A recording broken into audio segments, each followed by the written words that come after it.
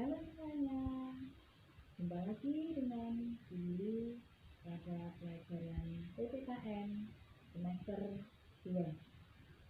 Nah, anak-anak, pada semester 2 ini kita hanya membahas 2 bab saja, yaitu bab yang pertama itu tentang pengaruh kemajuan informasi dan teknologi terhadap negara, dan yang kedua adalah tentang dinamika persatuan dan kesatuan bangsa di Negara Kesatuan Republik Indonesia. Nah, itu yang akan kita bahas pada semester 2 ini. Nah, pada pertemuan pertama ini, sebelum Bu Yuli memulai penjelasan tentang bab yang pertama, Bu Yuli pengen tahu dulu bagaimana kabar kalian. Semoga kalian semua pada sehat-sehat semua dan semuanya bisa mengikuti pelajaran PPKN hingga selesai. Dan untuk itu, mari kita ikuti penjelasan dari Bu Yuli tentang bab yang pertama. Nah, anak-anak, pada bab yang pertama pada semester 2 ini yaitu tentang pengaruh kemajuan ilmu, pengetahuan, dan teknologi terhadap negara dalam Bhinneka Bhinneka Tunggal Ika. Nah, pada bab ini nanti kita akan membahas tentang yang pertama, pengaruh positif kemajuan ilmu, pengetahuan, dan teknologi terhadap Negara Kesatuan Republik Indonesia. Yang kedua, pengaruh negatif kemajuan ilmu, pengetahuan, dan teknologi terhadap Negara Kesatuan Republik Indonesia. Dan yang ketiga adalah sikap positif terhadap pengaruh kemajuan ilmu, pengetahuan dalam Bhinneka Bhinneka Tunggal Ika. Nah, tujuan pembelajaran hari ini, dari beberapa tujuan ini kita akan mengambil satu saja. Jadi setelah nanti kalian menyaksikan penjelasan atau mendengarkan penjelasan dari Bu Yuli ini, Bu Yuli berharap kalian dapat menyikapi pengaruh kemajuan ilmu, pengetahuan, dan teknologi dengan tetap memegang nilai-nilai daripada Pancasila. Nah, mari kita dengarkan penjelasan dari Bu Yuli. Yang pertama tadi adalah tentang pengaruh positif kemajuan ilmu, pengetahuan, dan teknologi terhadap Negara Kesatuan Republik Indonesia. Pengaruh positif ini ada beberapa aspek. Yang pertama adalah aspek politik. Apa saja pengaruh dalam aspek politik? Yaitu menegakkan nilai-nilai demokrasi. Kemudian yang kedua, memperluas dan meningkatkan hubungan dan kerjasama antar daerah. Nah, di samping itu ada juga nilai-nilai yang dulunya dianggap tabu, ini telah tergantikan oleh nilai-nilai keterbukaan, nilai-nilai kebebasan, dan juga nilai-nilai demokrasi yang akan mampu mencegah praktek korupsi, kolusi, dan nepotisme. Kemudian di samping itu juga dengan adanya kebebasan yang didapat oleh masyarakat, apabila dilaksanakan dengan penuh tanggung jawab, akan meningkatkan kualitas bangsa. Ya, dengan demikian akan menjadi alat kontrol yang efektif dan efisien terhadap suatu pemerintahan. Kemudian yang ketiga adalah semakin banyak lahir lembaga swadaya masyarakat dan organisasi lainnya di Indonesia. Ini dari aspek politik. Kemudian yang kedua adalah dari aspek ekonomi. Dari aspek ekonomi, yang pertama adalah makin terbukanya pasar internasional bagi produk lokal atau hasil produksi dalam negeri. Dan yang kedua, mendorong para pengusaha meningkatkan efisiensi dan menghilangkan biaya tinggi. Nah, di samping itu, dalam aspek ekonomi juga bisa meningkatkan investasi di negara kita. Kemudian terbukanya pasar internasional bagi hasil produksi dalam negeri, ya, yang tadi sudah boleh dikatakan. Kemudian semakin banyaknya kesempatan kerja dan devisa negara. Yang selanjutnya, kemakmuran masyarakat semakin meningkat. Dan yang terakhir, tersedianya dana tambahan untuk pembangunan ekonomi. Kemudian yang ketiga adalah di aspek sosial budaya. Dalam aspek sosial budaya, pengaruh positifnya adalah masyarakat dan pemerintah Indonesia dapat mencontoh etos kerja tinggi yang dimiliki negara lain. Kemudian mendorong terciptanya lingkungan belajar global.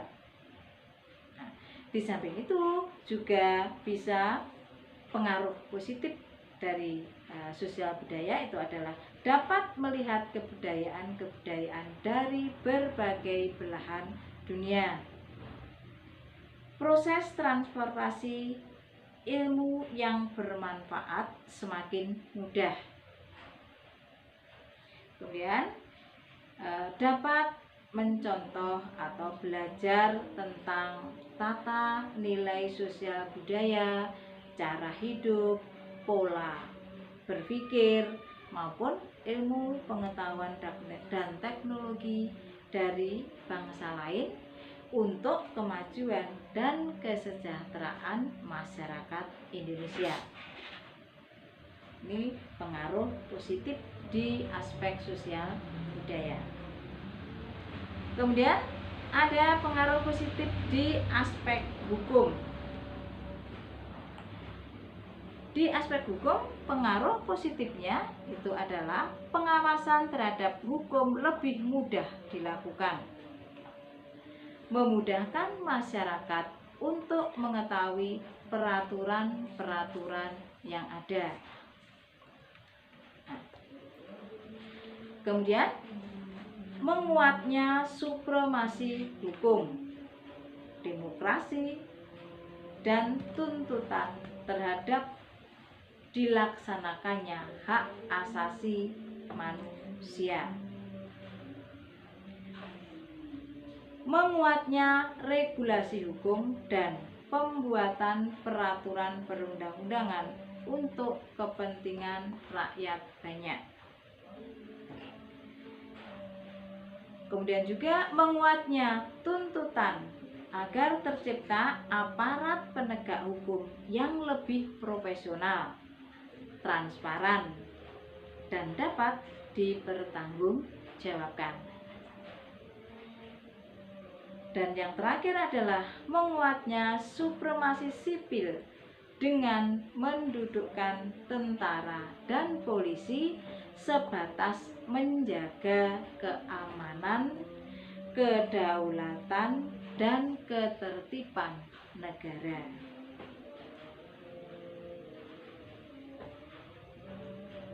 Kemudian yang terakhir adalah di aspek pertahanan dan keamanan. Nah, di aspek pertahanan dan keamanan, ini pengaruh positifnya adalah membantu manusia menyelesaikan berbagai pekerjaan. Jadi bisa lebih ringan, bisa lebih efisien. Kemudian yang kedua adalah memotivasi manusia untuk berpikir dan berkreasi menciptakan teknologi baru.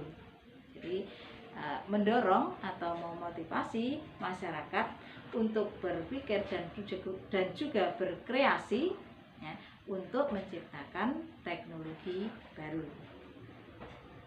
Nah, itu tadi adalah pengaruh-pengaruh positif dari kemajuan iptek. Nah, sekarang Bu Juli akan menjelaskan tentang pengaruh negatifnya. Nah, dari aspek politik, ya, dari aspek politik, pengaruh negatifnya adalah timbulnya fanatisme rasial, etnik, dan agama dalam forum dan organisasi.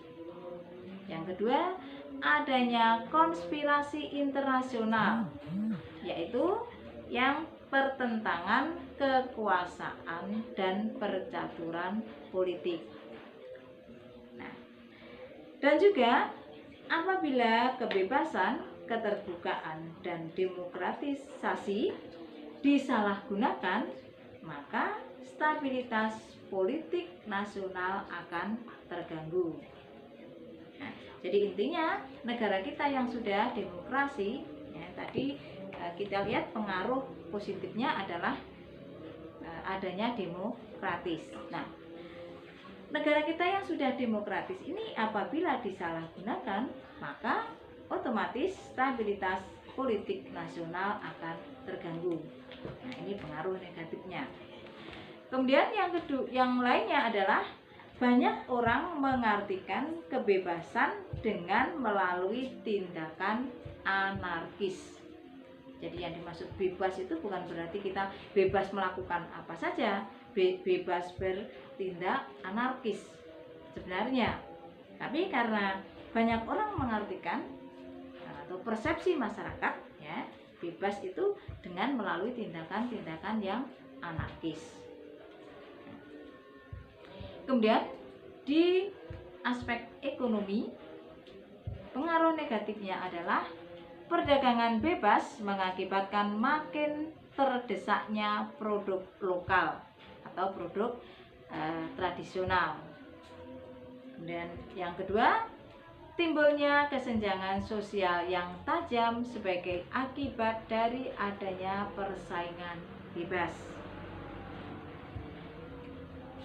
Yang lainnya, Indonesia akan dibanjiri oleh barang-barang dari luar.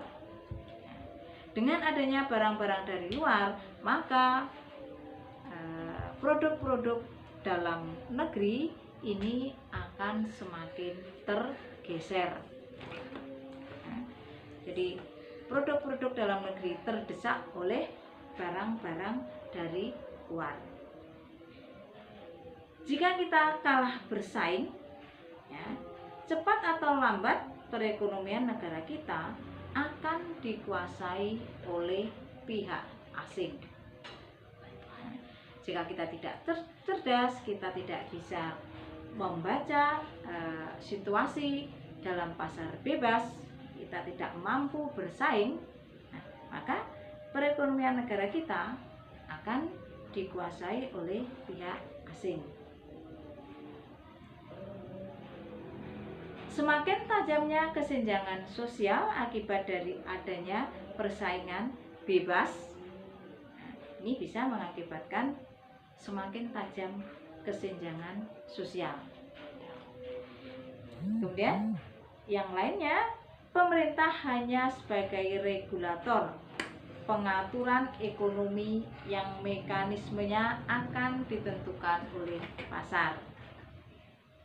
Dan juga sektor-sektor ekonomi rakyat yang diberikan subsidi semakin berkurang, koperasi semakin sulit berkembang, dan penyerapan tenaga kerja dengan pola padat karya semakin ditinggalkan.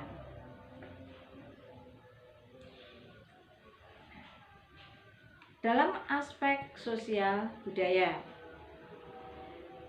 ada munculnya gaya hidup yang konsumtif dan senang mengonsumsi barang-barang dari luar negeri.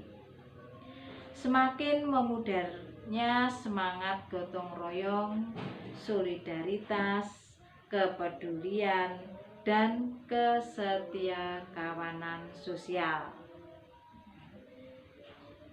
Kemudian juga bisa mengakibatkan munculnya sikap hedonisme, ya.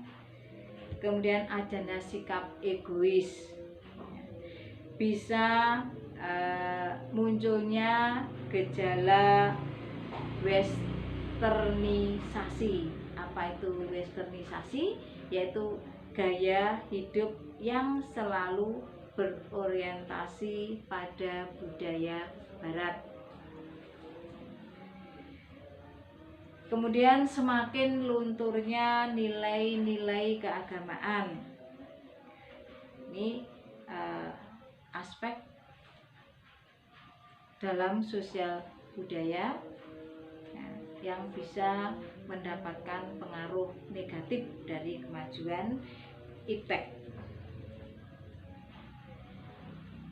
Kemudian aspek hukum, dan juga yang terakhir nanti adalah aspek pertahanan dan keamanan. Aspek hukum, pengaruh negatifnya adalah maraknya kejahatan, ya. Bisa kejahatan tentang media sosial, ya, atau siber itu. Kemudian memudahkan masyarakat dalam melakukan tindakan kriminalitas, ya. Sekarang penipuan saja bisa melalui internet, bisa melalui media sosial, bisa melalui online. Ini pengaruh negatif. Jika tujuan positif dari globalisasi tidak terwujud, ya akan menimbulkan tindakan anarkis. Dan semakin kurangnya peran masyarakat dalam menjaga keamanan, ketertiban, dan kedaulatan. Nah, sedangkan pengaruh di aspek pertahanan dan keamanan adalah munculnya perang informasi yang mengancam kedaulatan Negara Kesatuan Republik Indonesia.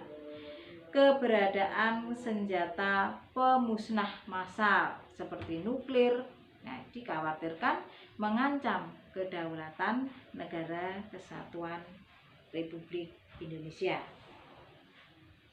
Itu tadi adalah pengaruh positif dan pengaruh negatif terhadap kemajuan ilmu pengetahuan dan teknologi. Nah, sekarang Bu Juli akan menjelaskan tentang sikap selektif dalam menghadapi berbagai pengaruh kemajuan ilmu pengetahuan dan teknologi tadi. Nah, yang pertama adalah pengaruh negara lain yang dirasakan oleh Indonesia,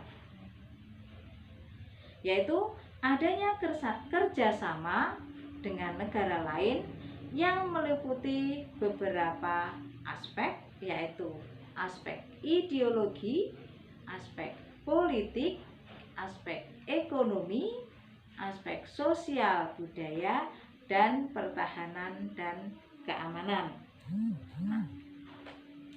Aspek ideologi ini merupakan salah satu aspek, ya, di mana Indonesia itu merupakan salah satu negara di dunia yang menolak paham komunis dan liberalis. Atas dasar itulah Indonesia lebih memilih jalan tengah, yaitu dengan memilih ideologi Pancasila. Namun, pengaruh dari penolakan tersebut tetap dirasakan oleh bangsa Indonesia. Nah, apalagi di era globalisasi sekarang ini, baik disadari atau tidak, bangsa kita itu kian dekat kepada liberalis. Kemudian ada juga pengaruh di aspek politik. Dari sisi politik, pengaruh bangsa lain terhadap negara kita adalah dalam hal gelombang demokrasi. Prinsip-prinsip demokrasi yang dapat membawa manusia kepada taraf kehidupan yang lebih baik. Jadi hanya prinsip-prinsip demokrasi yang dapat membawa manusia kepada taraf kehidupan yang lebih baik. Kemudian di aspek ekonomi, terhadap pengaruh globalisasi tadi. Globalisasi membuat kegiatan ekonomi suatu negara sudah tidak bisa lagi bersifat lokal. Apalagi kemampuan antara satu negara dengan negara lain ini sangatlah berbeda. Nah, hal itulah yang membuat lahirnya istilah ada negara maju, ada negara berkembang, dan ada negara miskin. Nah, negara-negara tersebut mempunyai kekuatan untuk mengendalikan perekonomian dunia.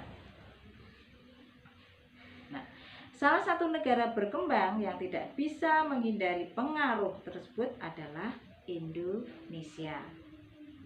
Nah, negara Indonesia ya mau tidak mau harus membuka diri pada produk-produk luar negeri, menerima investasi dari luar negeri, dan juga mematuhi perjanjian-perjanjian regional maupun multilateral. Demikian juga pada aspek sosial budaya. Nah, ini pengaruh-pengaruh negara lain terhadap negara kita telah merasuk ke seluruh Indonesia. Dan juga dalam aspek pertahanan dan keamanan, kita juga harus memiliki sikap selektif terhadap berbagai pengaruh. Kemudian yang kedua adalah menentukan posisi terhadap implikasi globalisasi. Bagaimana caranya? Yaitu dengan pemberdayaan masyarakat, menyikapi era baru kapitalisme, dan menumbuhkan kesadaran warga negara. Nah, dan yang ketiga yang jelas adalah sikap selektif terhadap pengaruh globalisasi. Nah, demikian tadi penjelasan tentang pengaruh ilmu, pengetahuan, dan teknologi. Nah, semoga penjelasan Bu Yudi tadi bisa bermanfaat, dan saya akhiri sekian. Selamat belajar. Sampai jumpa pada pertemuan yang akan datang, dan Tuhan memberkati.